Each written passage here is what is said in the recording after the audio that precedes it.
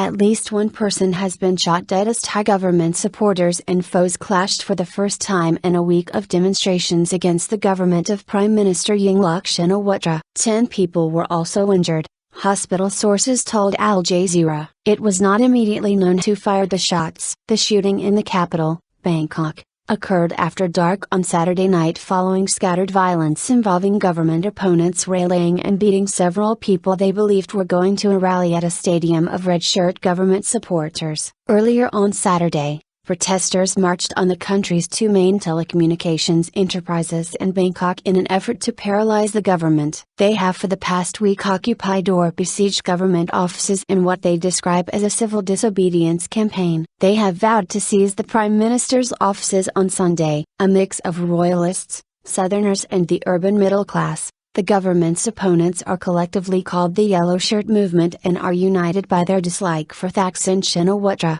the controversial former Prime Minister. Thaksin, a one-time telecoms tycoon, was toppled in a military coup in 2006 and lives in self-imposed exile, but he is widely believed to be the real power behind the government of his younger sister Yingluck. Demolish the regime. Protesters were demanding the removal of the Thaksin regime and the replacement of the government with an unelected People's Council. Suthep Thogsuban, the protest leader and a former Thai deputy prime minister, said the demonstrators remained very upbeat. If we demolish the Thaksin regime, we will set up a People's Council, which will come from people from every sector, he said. Reporting from the city's center, Al Jazeera's Scott Heidler said the government had earlier made an effort to keep the red shirts away from the yellow shirts. Turnout was expected to surge over the weekend as organizers seek a final push before celebrations for Thai King Bhumibol Adulyadej's birthday on December 5, which is traditionally marked in an atmosphere of calm and respect. The protest organizers have declared Sunday a day of victory,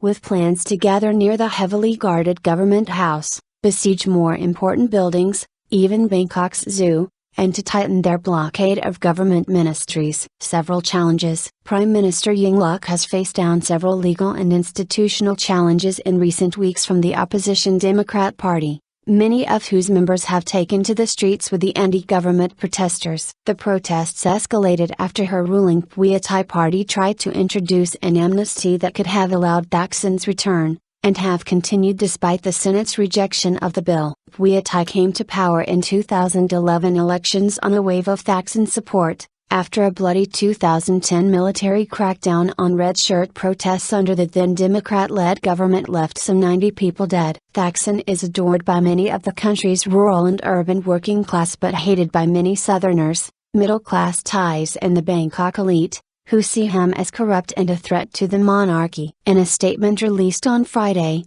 Prayuth Chan-o-cha, the Thai army chief, urged protesters to respect the democratic process under the law, urging people to come together,